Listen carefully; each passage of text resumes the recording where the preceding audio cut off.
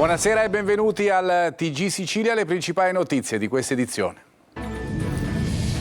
Un uomo è stato trovato carbonizzato dai pompieri mentre spegnevano un incendio nel Palermitano. Da chiarire la dinamica, potrebbe essere stato avvolto dalle fiamme mentre provava a domarle. Un bambino di 2 anni è annegato nella piscina fuori terra della casa di villeggiatura di famiglia nel Ragusano. A trovarlo senza vita la nonna che ha dato l'allarme, ma non c'è stato nulla da fare. A Palermo, primo caso sospetto di West Nile in Sicilia. Una paziente ricoverata in terapia intensiva al Policlinico. Necessari altri esami per accertare se si tratta effettivamente del virus del Nilo occidentale. Pubblicavano su un canale Telegram le foto intime di mogli, fidanzate e sorelle. Meter denuncia ancora una volta l'accaduto alla polizia postale.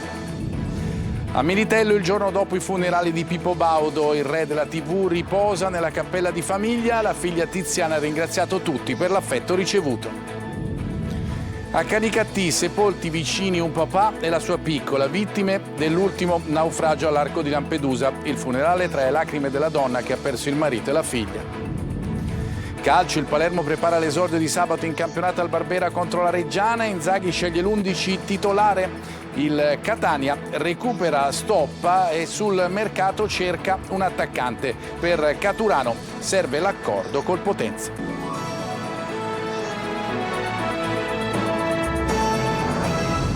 Di nuovo bentrovati, l'avete sentito dai titoli. Un uomo di 55 anni è morto imprigionato tra le fiamme. Tragedia a Santa Cristina Gela nel Palermitano. I vigili hanno trovato il corpo mentre spegnevano un incendio. Da chiarire la dinamica dei fatti. Marco Gulla. Imprigionato tra le fiamme, sarebbe morto così Sebastiano D'Amico, 55 anni, in questa campagna nel territorio di Santa Cristina Gela, nel Palermitano. Avvolto dalle fiamme oggi pomeriggio, a trovare il corpo i vigili del fuoco che stavano spegnendo l'incendio divampato appunto nel primo pomeriggio intorno alle 15. Forse voleva spegnere le fiamme, racconta un amico in lacrime, mentre i familiari dell'uomo, come vediamo dalle immagini, accorrono sul luogo della tragedia, appresa la notizia. Nella zona dove è stato trovato il cadavere c'è un grosso tratto di sterpaglie bruciato da un incendio. Sono arrivati puntuali carabinieri e il medico legale che ha eseguito l'esame sul corpo dell'uomo. Ancora poco chiara la dinamica dell'incidente, da capire se l'uomo volesse domare l'incendio o se stava bruciando delle sterpaglie e causa vento di scirocco è stato investito dalle fiamme. Per lui non c'è stato scampo. Al momento dell'incendio nessuno, oltre a Sebastiano D'Amico, era presente. Proprio per la giornata di oggi la Protezione Civile regionale aveva pubblicato un avviso per rischio incendi e ondate di calore, un livello di preallerta con pericolosità media.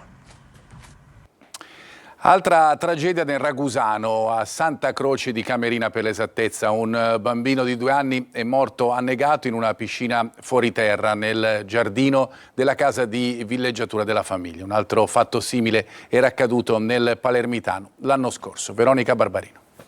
Un giorno d'estate come tanti, trascorso in casa a giocare, si è trasformato in tragedia. Un drammatico incidente ha sconvolto Caucana, la frazione balneare di Santa Croce Camerina, sul litorale ragusano. Un bambino di appena 2 anni è annegato in una piscina fuori terra montata in una veranda nel giardino della casa di villeggiatura della famiglia. Secondo una prima ricostruzione, sfuggendo al controllo dei familiari, il piccolo sarebbe riuscito a salire sulla scaletta che conduceva alla piscina. Una volta in acqua non c'è stato scampo per il bambino. A trovarlo senza vita sarebbe stata la nonna che ha dato l'allarme e chiamato il 118. Immediato l'intervento dei soccorritori che hanno tentato disperatamente di rianimarlo, ma non c'è stato niente da fare. Sul posto anche i carabinieri per ricostruire la dinamica della tragedia. La comunità è sotto shock e stretta attorno al dolore della famiglia, titolare di un frantoio della zona. Annullati gli eventi estivi oggi in programma. L'episodio richiama alla memoria un altro tragico evento che si è verificato nella stessa modalità, ma a distanza di poco più di un anno. A Sferacavallo, nel Palermitano, perse la vita il piccolo Enrico di 3 anni, anche lui annegato nella piscina di casa. Si aggravano le condizioni della donna che potrebbe essere stata contagiata dal virus del West Nile. È ricoverata a Palermo. Lorena Dolci. È ricoverata in terapia intensiva al Policlinico di Palermo la donna di 73 anni risultata debolmente positiva al virus West Nile, trasmesso per lo più dalle zanzare. A quanto risulta, la donna, residente a Palermo, non avrebbe viaggiato nei giorni precedenti. Le condizioni della paziente, che soffre di una grave patologia autoimmunitaria e già molto deperita, sono progressivamente peggiorate. Si attendono i risultati del primo test per avere riscontri a quello che finora è solo un caso sospetto. Bisogna aspettare i risultati della biologia molecolare e io mi sento di dire che al 99% saranno negativi. Casi che nella maggior parte delle volte saranno casi asintomatici, quindi persone che potrebbero essere infette senza presentare alcun sintomo. In qualche caso potremmo assistere a sintomi neurologici. Mentre a Palermo si attendono conferme, nel Lazio si registrano 2 nuove vittime del West Nile. Si tratta di un uomo di 84 anni e di una donna di 87, entrambi affetti da varie patologie. Con gli ultimi accertamenti, le diagnosi confermate di infezioni da West Nile in Italia salgono a 182 quest'anno. Filmavano e fotografavano di nascosto mogli e fidanzate per poi pubblicare tutto su Telegram. L'associazione Meter di Don Di Noto denuncia ancora una volta la polizia postale che in passato aveva già oscurato il canale. Francesco Aloi. Quando il corpo di una donna a sua insaputa diventa merce. Scambio ex con volto, scambio video della mia ragazza. Sono alcuni dei tanti messaggi scritti sul canale Telegram di Preisti. Uomini che fotografavano o filmavano mogli, fidanzate, figlie o cugine nei loro momenti più intimi e pubblicavano in rete. Tutto denunciato per l'ennesima volta alla polizia postale da Meter, l'associazione di Don Fortunato Di Noto, che da sempre si batte contro la pedopornografia. Migliaia e migliaia di persone che nascoste dietro al cellulare chiedevano materiale hot, anche dalla Sicilia, come si legge in questo messaggio. Qui chi scrive dal Nisseno assicura fiducia. Don Fortunato definisce tutto ciò centrali di violenza sessuale digitale. Silenzio e indifferenza, dice, equivalgono a complicità. Torniamo adesso a Militello, il giorno dopo il funerale di Pippo Baudo. L'estremo saluto delle persone davanti alla tomba di famiglia al cimitero dove da ieri riposa il re della TV, Lorena Dolci. Adesso riposa davvero qui nella cappella di famiglia nel cimitero di Militello in Val di Catania, accanto al padre e alla madre, secondo le sue volontà. La tomba della famiglia Baudo si trova alla fine del viale centrale di questo cimitero che si affaccia sulla piana di Catania e sull'Etna, ma in posizione un po' defilata. Chi vuole rivolgere l'ultimo pensiero però la trova. Un pensiero per lui, sì, perché è un grande di Militello e noi siamo tutti con lui. Speriamo che dove è andato riposi in pace, che sia bene e che ci sta guardando anche.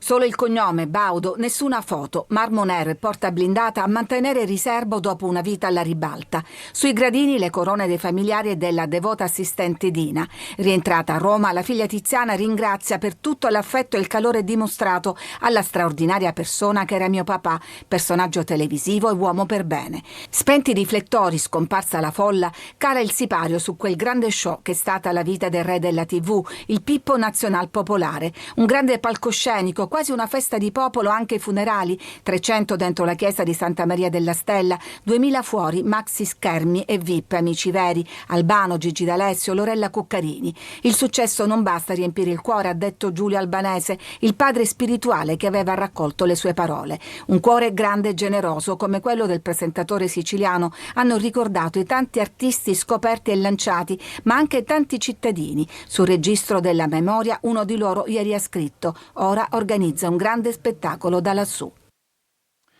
A Canicattì, nell'Agrigentino, adesso dove sono stati sepolti vicini i corpi di un padre e della sua bimba di 11 mesi, abbracciati per sempre dopo il recente naufragio al largo di Lampedusa, sconvolta la donna che ha perso figlia e marito. Davide Sardo. Ha pregato con le mani al cielo senza mai smettere di piangere. Ubà, giovane madre somala, ha detto addio al marito e alla figlioletta di 11 mesi, morti nel naufragio al largo di Lampedusa. Nel cimitero di Canicattì le 2 bare deposte nella nuda terra, quella piccola, bianca, adagiata trasversalmente su quella del papà, come se lui continuasse a tenerla sulle ginocchia. Un'immagine che ha stretto il cuore dei presenti. Accanto alla giovane donna, sorretta in più momenti dalla sua azione Memoria Mediterranea, un piccolo peluche, un gattino lasciato sopra la bara della bimba come ultimo segno d'amore. Dalla terra alla terra, viviamo sopra la terra, poi torniamo sotto la terra. Purtroppo è l'ennesima tragedia che noi viviamo e tutta la provincia di Agrigento. Non è facile accettare queste perdite umane, ma maggiormente quando si parla di bambine e prendendo una bara così piccola, bianca, il cuore effettivamente si spezza. Per cui Canicattì ha voluto dare veramente un tributo altissimo a queste vittime di questa ultima traversata, anche perché non può essere che loro vengono a cercare la pace, un po' di lavoro invece trovano la morte. Una cerimonia straziante che ha unito preghiere, lacrime e silenzio. Restano una madre distrutta dal dolore e 2 vite sepolte nella terra di Canicattì, spezzate dal mare che ancora una volta si conferma confine di morte.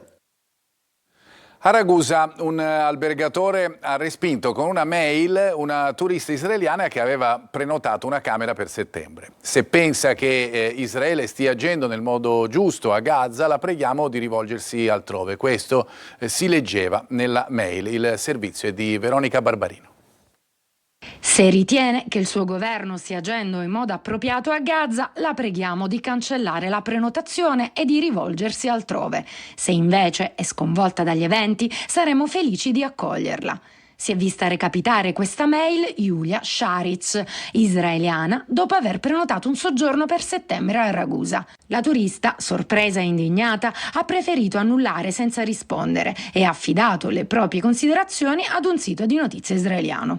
Ho prenotato altri 5 hotel in Sicilia e tutte le prenotazioni sono state confermate senza alcun problema, racconta. Dall'altro canto, il titolare della struttura sottolinea che non vi è nessuna forma di razzismo in quel gesto, ma solo la condanna di ogni guerra e ogni forma di violenza. Se la signora avesse preso le distanze dall'operato del governo israeliano, l'avrebbe accolta volentieri. Non si tratta di un caso isolato. Dallo scoppio della guerra di Gaza, altri hotel europei avrebbero rifiutato ospiti israeliani. In Belgio, un hotel ha cancellato una prenotazione sostenendo che gli ospiti stessero commettendo crimini di guerra, mentre un hotel svizzero ha fatto valere la propria politica di non ospitare persone provenienti dal Medio Oriente. Tra libertà di espressione e diritto all'accoglienza, il confine è quindi sottile e si rischia che il turismo diventi terreno di scontro politico. Parliamo di una storia di solidarietà e inclusione che arriva da Caltanissetta. Un venditore ambulante bengalese aveva subito il furto del suo scooter. I cittadini gli hanno comprato uno nuovo e lui ha ringraziato i nisseni con grande calore. Rita Cinardi. Ad ogni no risponde con un sorriso. Così si è fatto apprezzare e voler bene dalla comunità nissena Abdul Basid, 39 anni, venditore ambulante originario del Bangladesh, che i suoi concittadini hanno ribattezzato con il nome di Rosario, e nel momento in cui ha avuto bisogno la città ha subito risposto. Martedì sera, mentre tentava di vendere rose in un locale, qualcuno gli ha rubato lo scooter e in lacrime si era recato in questura per fare la denuncia, ma i nisseni non sono rimasti insensibili e, venuti a conoscenza dell'accaduto, alcuni di loro hanno lanciato una campagna di solidarietà che ha consentito in poche ore di raccogliere ben 2.000 euro. In 2 ore addirittura abbiamo dovuto chiudere la raccolta fondi perché stavano ancora cercando di fare i bonifici per aiutare il Rosario. A contribuire anche una famiglia nissena proprietaria di una rivendita di moto e ricambi che questa mattina ha consegnato lo scooter elettrico nuovo di zecca. Insieme a mio padre abbiamo deciso di metterci in gioco anche noi. Abbiamo deciso di mettere a disposizione lo scooter, regalato un casco. Abdul vive in Italia da 14 anni ed ha un regolare permesso di soggiorno. In Bangladesh ha una famiglia di 6 persone e tutto ciò che riesce a racimolare serve per il loro sostentamento. Caltanissetta, io grazie tutti persone mio aiuti, tutti Dio aiuti, tutti persone bella Caltanissetta, buono, 100% funziona buono, grazie. La pagina della politica. Sale la tensione fra il presidente della regione Schifani e il vice premier Salvini dopo l'arrivo di Annalisa Tardino all'autorità portuale di Palermo. Da Palazzo d'Orlean preparano un ricorso al TAR. Malio Viola. Nessuna ricerca di chiarimento, nessun commento ufficiale. È calato il silenzio all'indomani del primo intervento di Annalisa Tardino, ex segretario della Lega in Sicilia ed ex europarlamentare, nominata dal ministro Salvini commissario dell'autorità portuale della Sicilia occidentale. Ieri la Tardino ha provato a spegnere le polemiche, da una parte annunciando una gestione in continuità con quella di Pasqualino Monti e incontrando per primo il segretario generale dell'autorità portuale, quel Luca Lupi che Schifani vorrebbe al suo posto e che da tutti è considerato una sorta di braccio destro proprio di Monti, insomma l'uomo della continuità. Dall'altra parte ha lanciato due messaggi chiari: l'autorità portuale della Sicilia occidentale sarà la longa manus in Sicilia del governo Meloni, e poi non ho paura dei ricorsi, ho fatto l'avvocato per 21 anni, ci sono abituata. Ma le parole di Annalisa Tardino sono cadute assolutamente nel vuoto. A distanza di quasi 24 ore infatti non arriva nessun commento da parte del governatore della Sicilia Renato Schifani, e non è solo un silenzio ufficiale ed istituzionale. Non c'è una parola che filtra dalle stanze di Palazzo d'Orleans, neanche a microfoni spenti, se non la conferma che si sta lavorando al ricorso al TAR contro il decreto di nomina di Tardino per presunti profili di illegittimità. Nel frattempo nessun contatto, diretto o mediato, tra il presidente della regione e il ministro Matteo Salvini, un gelo istituzionale mai visto durante gli ormai quasi 3 anni del governo Schifani. L'egittologo Zahi Hawass è stato a Catania per presentare il suo nuovo libro e ci ha svelato anche gli ultimi segreti affiorati dagli scavi più recenti in Egitto. Eva Spampinato. Lui è una vera star dell'archeologia mondiale, già ministro del turismo egiziano, il più celebre volto televisivo dell'egittologia. Difficile guardare un documentario che parli dell'antico Egitto senza trovare all'interno un'intervista a Zahi Hawass, in questi giorni in Sicilia per presentare uno dei suoi ultimi libri. My life is... La mia vita è lavorare, fare scavi, fare scoperte e scrivere libri. I misteri dell'Egitto, il fascino delle piramidi, le storie dei faraoni, da sempre hanno incuriosito le persone, non solo gli appassionati di storia antica. E Hawass, moderno Indiana Jones, in 30 anni di scavi e ricerche, ha contribuito anche a riscrivere la storia. La scoperta più importante che ho fatto quest'anno è stata la città d'oro a Luxor e anche la ricerca all'interno delle piramidi di Cheope, ma il mio sogno è quello di scoprire 2 tombe. La prima è quella di Imhotep, il primo architetto che ha costruito le piramidi in pietra, e proprio ora sto cercando la sua tomba a Saqqara. La seconda tomba è quella della regina Nefertiti. Cerco la sua tomba nella Valle dei Re attraverso il suo DNA. Tra misteri, suggestioni e fantascienza c'è una domanda tanto ricorrente quanto nazionalpopolare che non potevamo non fare a Zahi. Ma davvero c'è la mano degli alieni nella costruzione delle piramidi? La gente ama sognare. Io stesso ho trovato le tombe dei costruttori delle piramidi ed erano tutti egiziani, non schiavi. Abbiamo scoperto un importante papiro 5 anni fa dove erano indicati i dettagli della costruzione della piramide di Cheope. Hawass incontrerà il pubblico siciliano domani a Siracusa e sabato 23 ad Aci Castello. I concerti adesso ad Agrigento. Fabri Fibra ha entusiasmato il pubblico con i suoi grandi successi. Il protagonista del rap italiano ha vissuto un'altra tappa speciale del tour estivo. Davide Sardo. In Italia i campioni del mondo sono in Italia. Benvenuto in Italia.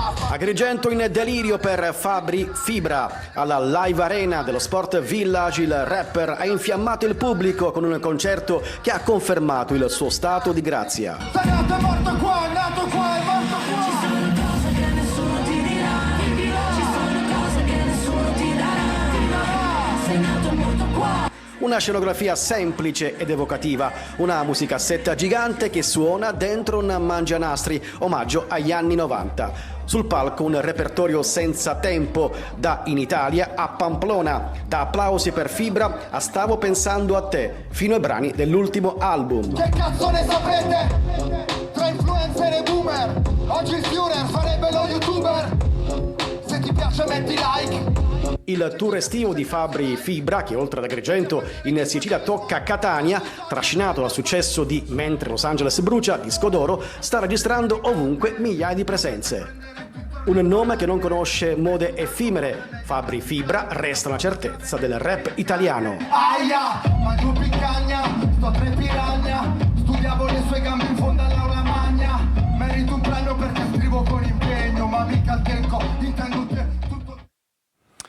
Adesso una pausa per noi, ci ritroviamo fra pochissimo con la pagina dello sport e del calcio.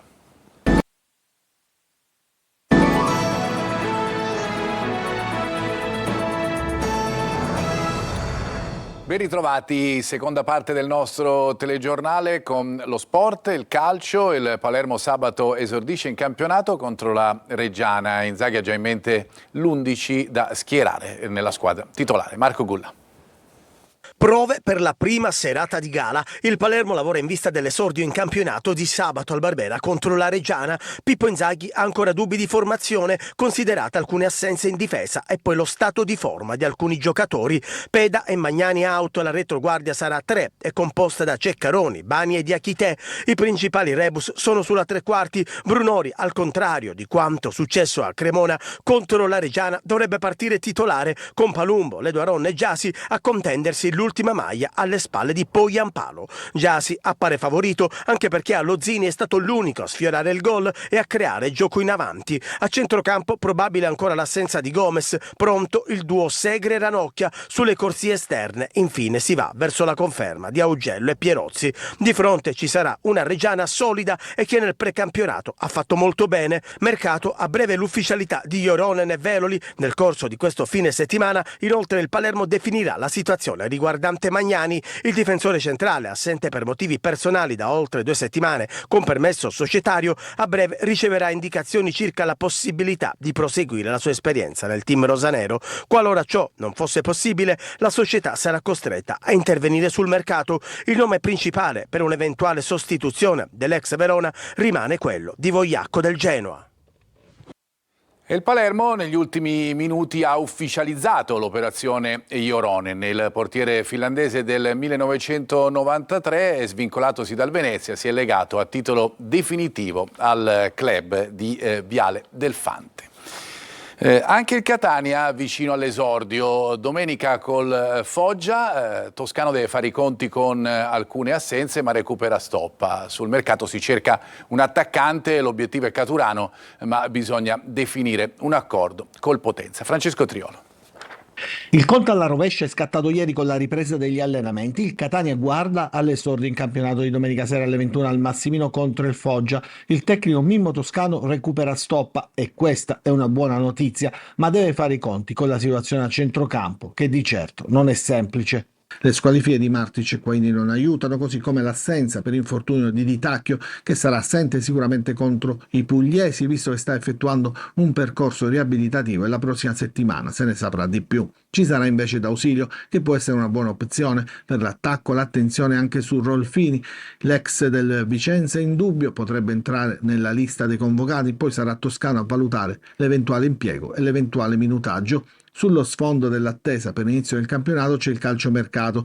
Nelle intenzioni del DS Pastore sono 2 i reparti da rinforzare, centrocampo e attacco, con un elemento ciascuno. Per l'attacco c'è l'accordo con Caturano, che verrebbe a Catania di corsa, ma il Potenza, proprietario del cartellino, chiede un indennizzo per liberare un calciatore, comunque di 34 anni. Il Catania sta valutando, ma nel frattempo guarda anche ad altri obiettivi. Strizzolo è stato sondato ma non rientrava nei parametri economici, sta scemando anche la trattativa per Leonardi, così si guarda altrove, così come per il centrocampo dove sembrano tramontate le ipotesi legate a Tascone e Vallocchia. Adesso un'altra piccola pausa per noi, ci ritroviamo subito dopo.